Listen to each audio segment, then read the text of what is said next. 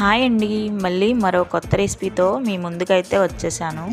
Veg లవర్స్కి ఎంతో ఇష్టమైన paneer butter masala curry recipe అయితే చూసేద్దాం, వచ్చేయండి.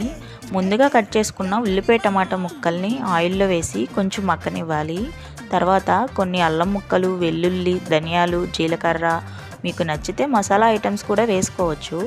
ఇవన్నీ కొంచెం మగ్గిన తర్వాత తీసి మెత్తగా గ్రైండ్ చేసుకోవాలి.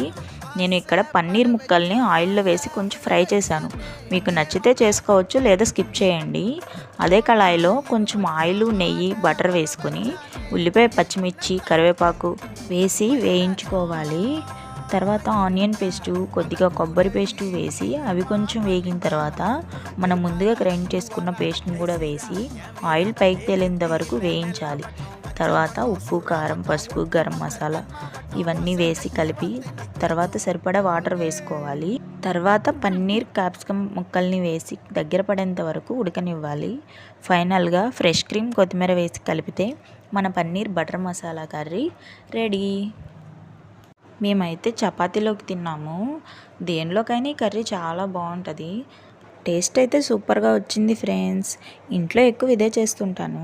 మా పిల్లలు కూడా చాలా ఇష్టంగా తింటారు.